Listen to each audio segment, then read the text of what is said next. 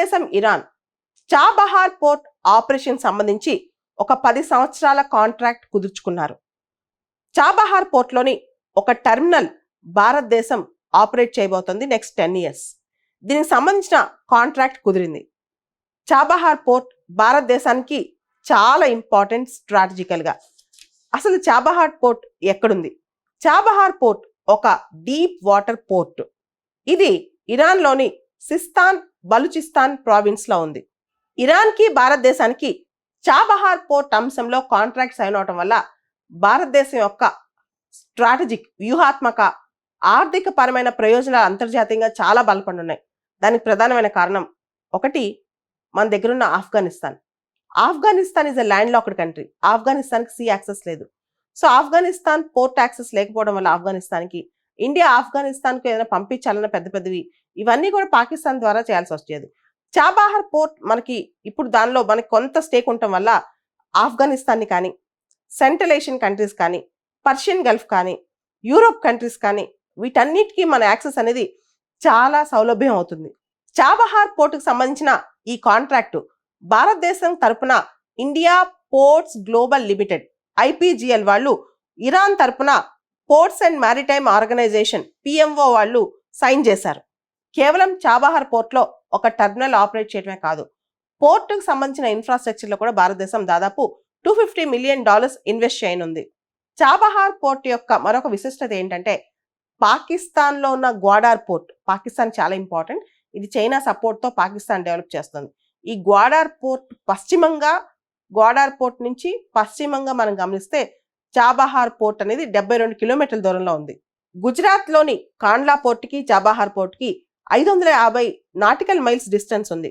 ముంబై పోర్టుకి చాబహార్ పోర్టుకి 786 nautical miles దూరం ఉంది. చాబహార్ పోర్టుకు సంబంధించి భారత్ ఇరాన్ సహకారం ఈ కాన్సెప్ట్ అనేది జనవరి 2003లో స్టార్ట్ అయింది. అంటే దాదాపు 21 సంవత్సరాల క్రితం అనమాట.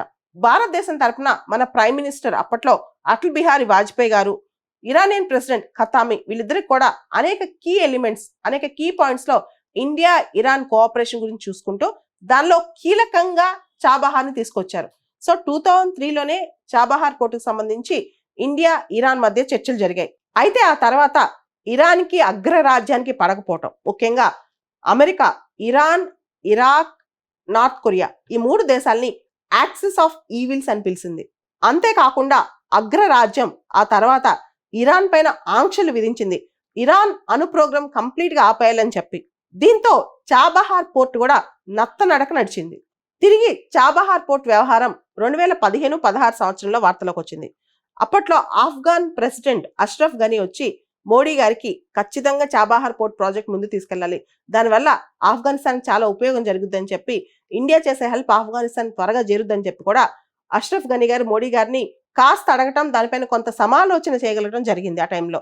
తర్వాత డొనాల్డ్ ట్రంప్ అమెరికన్ ప్రెసిడెంట్ అయిన తర్వాత ఆయన ఇరాన్ పైన భారీ శాంక్షన్స్ విధించడం, ఎవరైతే ఇరాన్తో ఏం చేసినా, ఏ వ్యాపార వాణిజ్యాలు చేసినా వాళ్ళపైన ఆంక్షలు విధించడం, దీనివల్ల భారతదేశం కూడా కొంత ఇరాన్కి దూరం అయింది. 2018 నుంచి India ports global limited IPGL Chabahar పోర్ట్లో కొన్ని ఆపరేషన్స్ చేసినప్పటికీ దానికి పూర్తి స్థాయి లాంగ్ టర్మ్ కాంట్రాక్ట్ అంటూ ఏది లేదు. చాబహార్ పోర్ట్తో పాటు ఇంటర్నేషనల్ నార్త్ సౌత్ కారిడార్ 7200 కిలోమీటర్ల మల్టీ మోడల్ ట్రాన్సిట్ కారిడార్ అనమాట. ఇది కూడా ఆపరేషన్లోకి వస్తే ఇండియాకి ఇంకా కనెక్టివిటీ అనేది చాలా తేలికవుతుంది. ముఖ్యంగా international north south transit corridor అనేది గమనిస్తే కనుక ఇండియాకి ఇరాన్తో, ఆఫ్ఘనిస్తాన్తో, Armenia, Azerbaijan, Russia, central Asia మరియు ఇతర యూరోప్ దేశాలతో ఇండియాకి ట్రాన్స్పోర్ట్ సిస్టమ్ ఇన్ఫ్రాస్ట్రక్చర్ డెవలప్మెంట్ అనేది బాగా పెరిగే అవకాశం కనిపిస్తుంది. కాబట్టి చాబహార్ పోర్ట్, INSTC ఈ 2 కూడా ఇండియాకి మొత్తం గల్ఫ్ కనెక్టివిటీ కానీ, సెంట్రల్ ఏషియా కనెక్టివిటీ కానీ, యూరోప్ కనెక్టివిటీ కానీ అన్నిటికీ కూడా ఇండియాకి ఇది ఒక గేట్వే కాబోతుంది. సో చాబహార్ పోర్ట్ ఒక్కొక్కన అయితే రెండోది INSTC అనమాట భారతదేశానికి. నిన్న ఇండియాకి ఇరాన్కి మధ్య చాబహార్ పోర్ట్ విషయంలో అగ్రిమెంట్ కుదిరిందో లేదో వెంటనే అమెరికా ఒక వార్నింగ్ ఇచ్చేసింది. ఎవరైనా ఇరాన్తో బిజినెస్ డీల్స్ చేసుకుంటే వాళ్ళు రిస్క్ ఫేస్ చేయాల్సి వస్తుంది, వాళ్ళకి ఆంక్షలు పడతాయని చెప్పి అమెరికా వార్నింగ్ ఇచ్చింది. ఇది ఎంత దూరం వెళ్తుందో ఒకసారి మనం గమనించాలి.